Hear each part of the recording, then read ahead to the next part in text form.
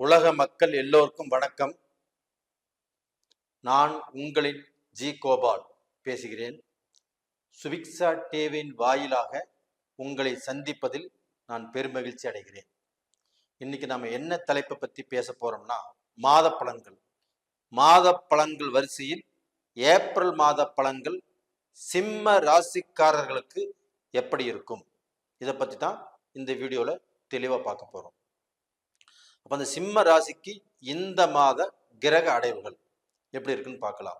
சிம்ம ராசிக்கு 2ஆம் இடத்தில் கேது பகவான், 7ஆம் இடத்தில் சனி பகவான், 8ஆம் இடத்தில் சூரிய பகவான், புதன் பகவான், ராகு பகவான், சுக்கிர பகவான், செவ்வாய் பகவான், 9ஆம் இடத்துல குரு பகவான். இது இந்த மாத கிரக அடைவுகள். அப்ப இந்த மாத கிரக அடைவுகள் ஆப்பட்டது கிட்டத்தட்ட ஒரு 4 கிரகங்கள் 5 கிரகங்கள் 8ஆம் இடத்துல இருக்குது. அப்ப அந்த 8ஆம் இடத்துல நம்மளுக்கு பார்க்க போன கிரகங்கள் இருந்தால் நம்மளுக்கு வலிமை குறையும். அப்ப நம்மளுக்கு எதுவுமே சக்சஸ் ஆகாது. நம்மளுக்கு கண்டங்கள் வரும், தண்டங்கள் வரும். நம்ம கடன் வாங்குவோம், அந்த கடனை கட்டாம ஊருட்டு போவோம், தலைமறை வாழ்க்கை வாழ்வோம்.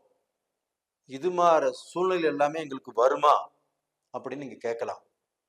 கண்டிப்பாக உங்களுக்கு வருவதற்கு வாய்ப்புகள் இல்லை. காரணம் என்னன்னா, அந்த 8ஆம் இடத்து அதிபதி யாருன்னா குரு பகவான். அந்த குரு பகவான் இப்ப உங்களுக்கு 9ஆம் இடத்துல இருக்கிறாங்க. அப்ப அந்த 9ஆம் இடத்து அதிபதி யாருன்னா செவ்வாய் பகவான். அந்த செவ்வாய் பகவான் 8ஆம் இடத்துல இருக்கிறாங்க. அப்ப அந்த குருவும் செவ்வாயும் கிரக பரிவர்த்தனை இருக்கிறாங்க. நான் சொன்னது புரிஞ்சுதுங்களா நேயர்களே? உங்களுக்கு 8ஆம் இடத்து அதிபதி குரு பகவான் 9ஆம் இடத்துல இருக்கிறாங்க. அந்த 9ஆம் இடத்து அதிபதி செவ்வாய் பகவான் 8ஆம் இடத்துல இருக்கிறாங்க. அப்ப அந்த செவ்வாயும் குருவும் கிரக பரிவர்த்தனைகள் அடைஞ்சிருக்கிறாங்க. அப்ப இதனால இந்த 8ஆம் இடத்துல எந்த கிரகங்கள் வந்தாலும் குரு தன்னுடைய சொந்த வீட்டுல இருக்கிற மாதிரிதான். அப்ப அந்த 8ஆம் இடத்துக்கு வரக்கூடிய சுக்கிர பகவான், அந்த புதன் பகவான், அந்த சூரிய பகவான், இந்த ராகு பகவான், இந்த கிரகங்களுக்கு எந்த தோஷமும் இல்லை. இது நீங்க ஃபர்ஸ்ட் தெளிவா தெரிஞ்சுக்கோங்க. அப்ப உங்களுடைய ராசிநாதன் இப்ப 8ஆம் இடத்துல இருக்கிறாங்க.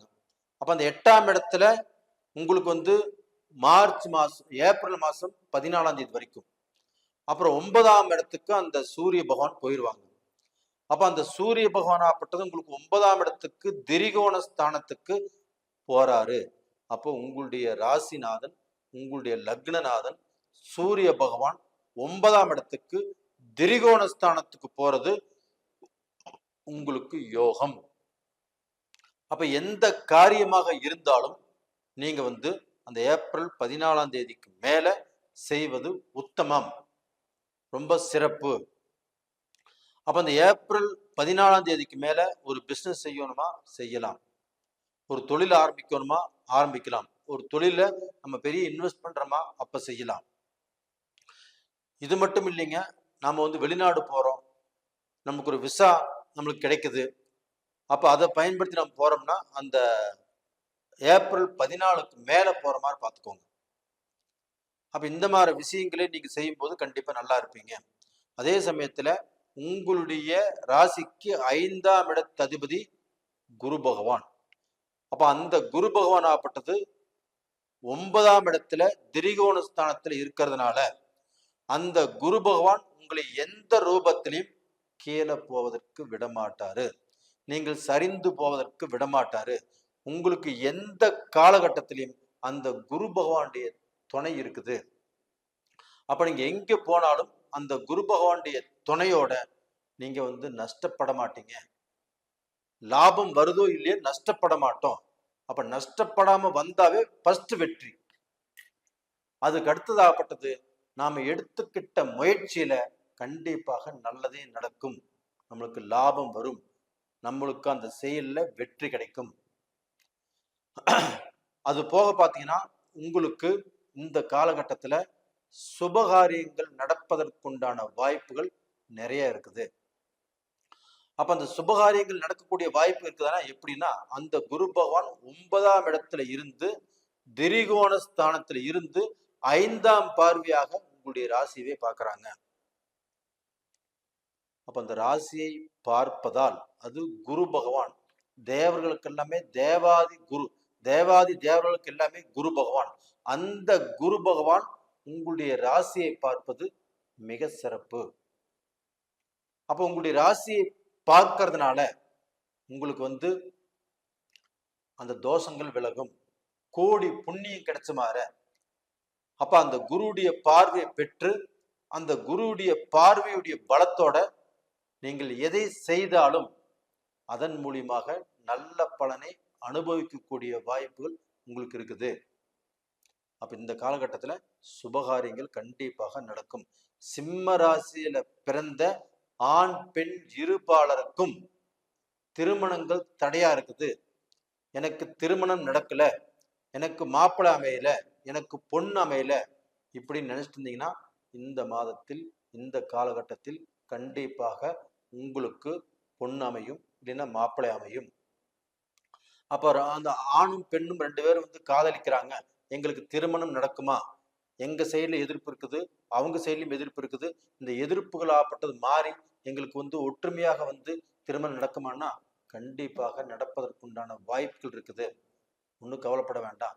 இதை விட்டுட்டு அவசரப்பட்டு நீங்க ஏதாவது ரிஜிஸ்டர் மேரேஜ் பண்ணிக்க வேண்டாம். உங்களுடைய வீட்டுடைய சம்மதம் கண்டிப்பா கிடைச்சே தீரும். அதன் மூலியமாக உங்களுக்கு நல்ல வாழ்க்கை அமைஞ்சே தீரும். இது போக புத்திர பாக்கியங்கள், இப்ப சிம்மராசியில பிறந்த ஆண் பெண்களுக்கு ஆப்பட்டது புத்திர பாக்கியம், குழந்தை செல்வம் இல்லை அப்படின்னு நிறைய வருடங்கள் ஆப்பட்டது. 5 வருஷம் 7 வருஷம் இந்த 3 வருஷ காலமா குழந்தை பாக்கியம் இல்லாம நிறைய பேர் வருத்தப்பட்டு இருக்கிறீங்க.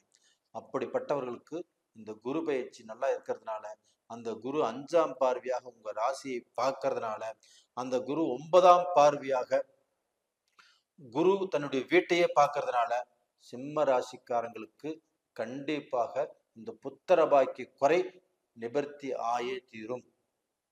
அப்ப நீங்க மருத்துவ ரீதியில பார்த்துட்டாலும் சரி, இயற்கையாக கருத்தரிக்கிறதுக்கும் வாய்ப்புகள் இருக்குது. எந்த விதத்திலையும் கவலைப்படாதீங்க. அதே சமயத்துல அந்த குரு பகவான் ஆப்பட்டது கடந்த காலங்கள்ல ராகுடைய பிடியில இருந்தாரு, அதே சமயத்துல வக்கரத்துல இருந்தாரு. அப்படி இருந்தும் இந்த வருடத்தில் உங்களுக்கு அந்த குரு பகவானால நடக்கக்கூடிய பலன்களாகப்பட்டது ஒரு பாதி பலன் உங்களுக்கு இல்லாம போயிருச்சு. அப்ப அந்த மீதி பலன் ஆப்பட்டது இந்த ஏப்ரல் மாசம் வரைக்கும் தான்.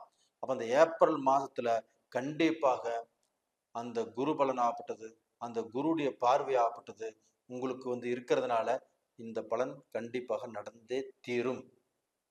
அதுபோக உங்களுடைய பூர்வீக சொத்துக்கள் இருக்கக்கூடிய பிரச்சனைகள், நீங்க வாங்கின சொத்துக்கள் இருக்கக்கூடிய பிரச்சனைகள், இது எல்லாமே தீரும். இது போக உங்களுடைய வாழ்க்கையில யார் இப்போ படிச்சுட்டு இருக்கிறீங்களோ அவங்களுக்கு அந்த எஜுகேஷன் நல்லா இருக்கும். அது போக நீங்க கவர்மெண்ட் சம்மந்தப்பட்ட எக்ஸாம் எழுதலாம், டிஎன்பிசி எழுதலாம், அது போக குரூப் ஏ சம்மந்தப்பட்ட எக்ஸாம் எழுதலாம். இப்படி அந்த எக்ஸாம் எழுதுறதுனால அதன் மூலியமாக நல்ல தீர்வு கிடைக்கும். அப்போ உங்களுடைய ஆசைகள் ஆகப்பட்டது இப்பொழுது நிறைவேறும். அப்போ உங்களுக்கு 5ஆம் இடத்து அதிபதியோ 9ஆம் இடத்துல இருக்கிறதுனால உங்களுடைய ஆசைகள் நிறைவேறுவதற்குண்டான காலகட்டம் இது. அப்போ டோட்டலா பார்த்தீங்கன்னா சிம்ம ராசிக்காரருடைய வாழ்க்கையில நான் என்னுடைய வாழ்க்கையில எவ்வளோ கஷ்டப்பட்டுட்டேன். நான் கும்பிடாத சாமி இல்லை, போகாத கோயில் இல்லை, எத்தனை கோயிலுக்கு போனாலும் எனக்கு ஒரு திருப்தி கிடைக்கல, ஒரு நிம்மதி கிடைக்கல, ஒரு மனசாந்தி கிடைக்கல, இந்த உலகத்துல வாழ்றதா வேண்டாமா அப்படிங்கிற குழப்பங்கள் வந்துருச்சு. இதுக்கெல்லாம் தீர்வு கிடைக்குமா அப்படின்னா கண்டிப்பாக இந்த மாசத்துல உங்களுக்கு நல்ல தீர்வு கிடைச்சே தீரும். அதே சமயத்துல உங்களுடைய ஜென்ம ஜாதகத்தையுமே ஒரு முறை பார்த்துக்கோங்க.